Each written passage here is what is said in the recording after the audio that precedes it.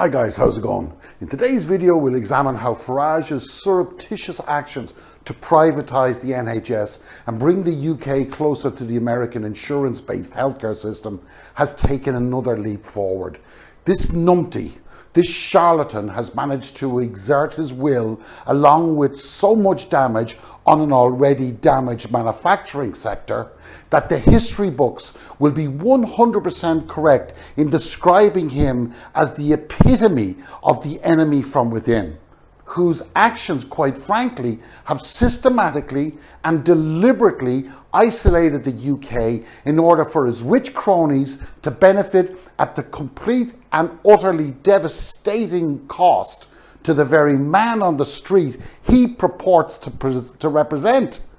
In this video, we'll reveal exactly what is going on, how Sajid Javid is 100% complicit, and how Farage is building up his arsenal of coercion ordinance to be able to put a gun to the Conservatives' heads again, not to contest the Conservative seats in the next election. Remember, Farage doesn't care about his position in government. He only cares about himself and his cronies. So let's go.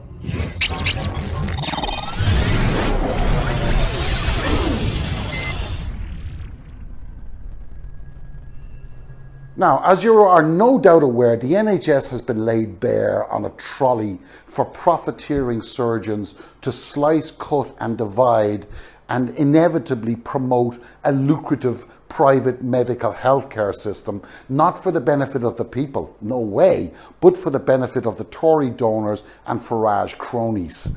Now, what makes it really quite sickening is that those that have been described as the conned, despite the plain as day evidence, still cling on to the populist editorials in the mainstream media that support their heroes. You see, they've seen a promise after promise broken with regard to the NHS.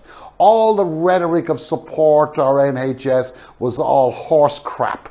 It was and remains a con, and Farage supporters know it. They know it, but in my opinion, they simply refuse to acknowledge it in public. Leading healthcare campaigners, as experts such as John Lister or David Rowland, have raised the alarm that the new health bill appears to be driven by principles of profiteering and little else to do with the people. The public may wish to preserve the NHS, but this new bill is dismantling it. Under no illusion on that one. And the chess pieces already have begun to be moved around the board. And Sajid Javid is complicit in these moves. This new bill is about money. It's only about money. When you see a requirement to scrap the 18-week target that existed in the NHS for waiting times for some procedures to be replaced with a 52-week target, the public need to look sharp, and opposition parties need to get their replies out there in a symbiotic fashion. All parties working together and pounce on this sharpish. Anything that dilutes the right to treatment, which this bill does, needs to be shouted from the highest rooftops. The opposition responses need to be short and to the point and distributed to the mainstream media. Now, if the mainstream media choose not to publish it, they should be named and shamed as conspirators, co-conspirators, and it should be done with venom. Okay? They shouldn't hold back. If the mainstream media do not promote the saving of the NHS, they should be called out because they don't give a toss about it and they don't give a toss about their own readers. That message needs to be out there. The attempt by Sajid Javid to railroad this bill through the system, thereby enabling far more authority to be exercised by himself or the Secretary of Health on the day with regard to various medical boards and to appoint private healthcare companies to the boards of the healthcare boards, which Boris has already started, is wrong. It's plain and simple wrong. Okay? To suggest that then to leave the decisions to be sorted out by committees is just delivering a fait accompli. Why? because the health boards will be left with merely trying to influence the appointment of the who and not the why, because that will be determined from Whitehall.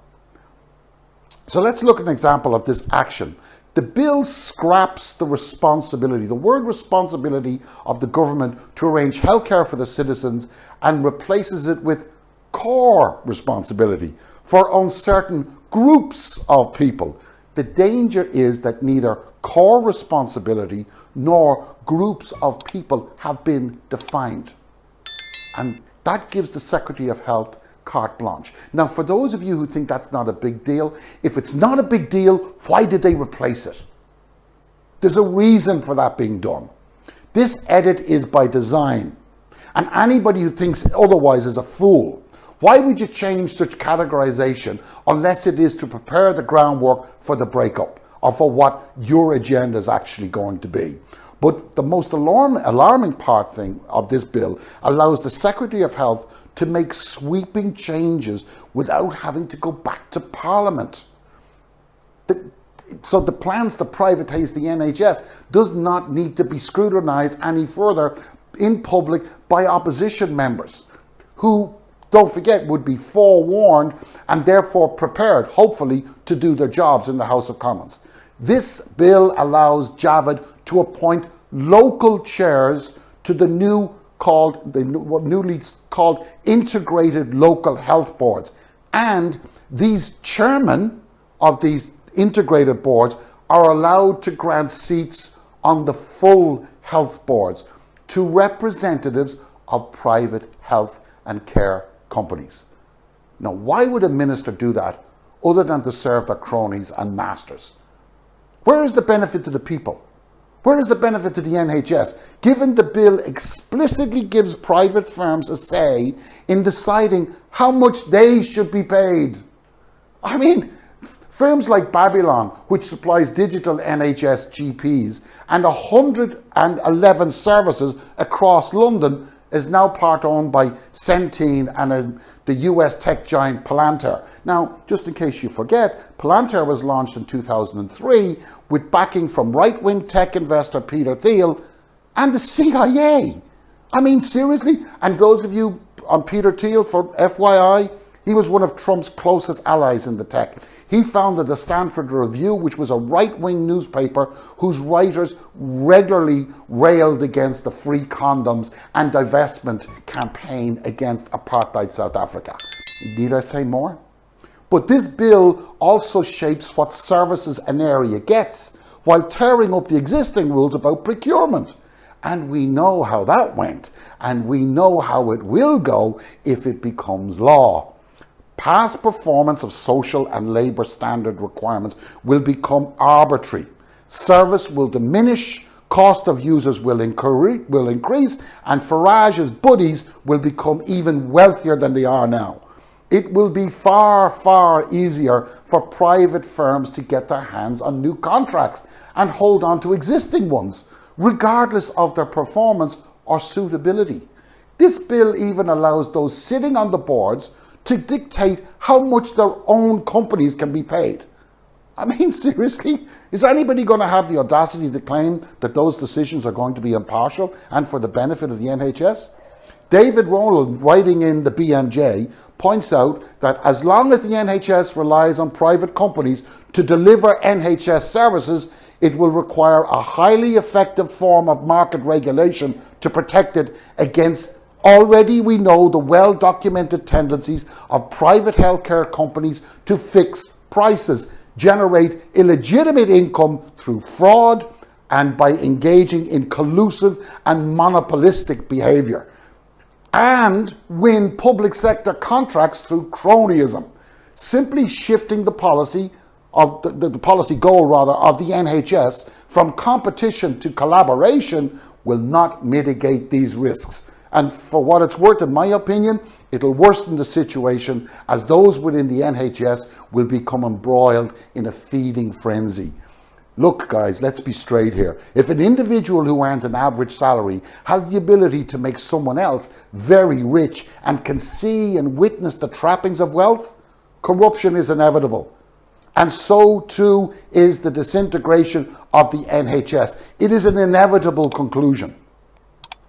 To give you a prime example, the bill, despite carefully worded denials, does nothing at all to restrict the government's ability to sidestep the NHS structures entirely and thereby be in a position rather to hand vast health-related contracts to its outsourcing, like tech, like data, consultancy, finance, blah, blah, blah, all their mates.